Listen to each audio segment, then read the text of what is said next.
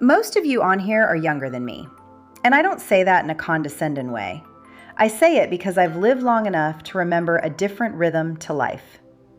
50 years ago, we'd wake up in the morning, and most days were just steady.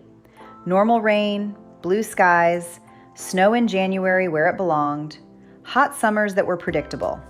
Not much humidity at all, not back then. Humidity stayed further down south back then.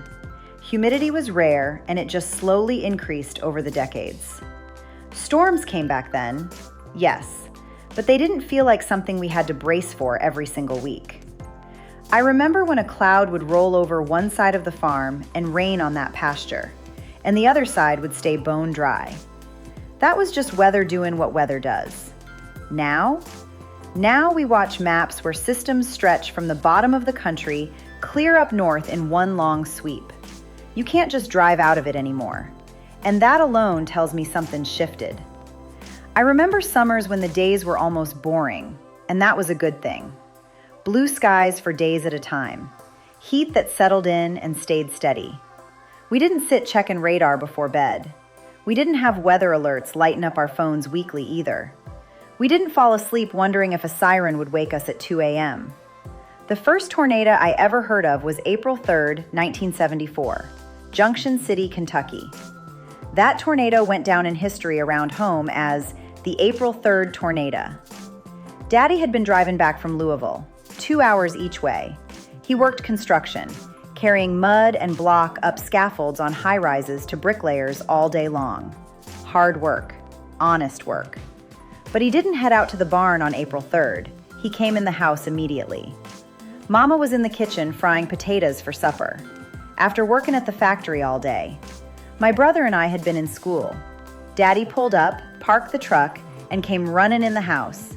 Up that sidewalk he ran, that little domed metal black lunchbox swinging in the wind.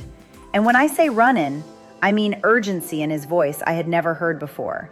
He said, "Get the kids to the basement." We didn't even realize how serious it was. I was standing in the kitchen doorway looking down the creek, and I remember seeing a long piece of twisted tin fallen from the sky into our field. That was the first time I understood weather could be deadly. I was 11 years old. That weekend, Daddy drove us past the chicken farm in Junction City, the one I went to every week with my aunt and grandma to get eggs. It was gone, flattened. Barns that had stood for years, gone. And that kind of devastation? It was shocking because it was rare. Now it feels like we brace for that kind of destruction constantly.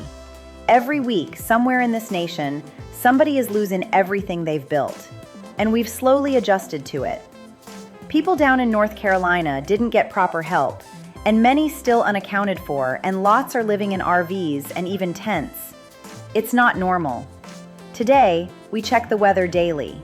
We study radar. We plan storm shelters. Some of us even think about building underground next time. That's not the rhythm I grew up in.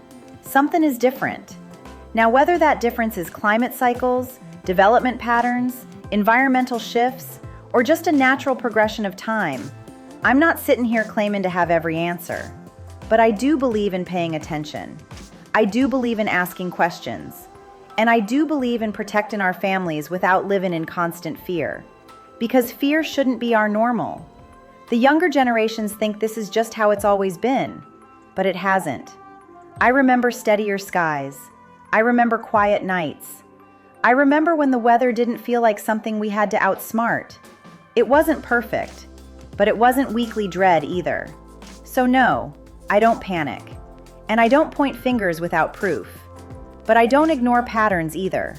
We stay alert. We stay grounded. We prepare wisely. And we keep our faith stronger than our fear. Because at the end of the day, we can't control the sky.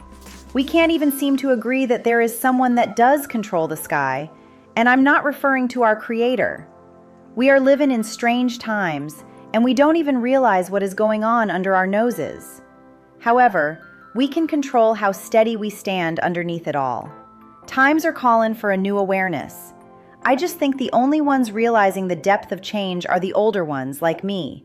We older souls lived in different times, and the younger generations, this weather chaos is all they know. Hopefully, we'll figure it out soon. I'm not bringing you any news on here that you don't already know, but I just wonder if others think deep about the things taking place around us.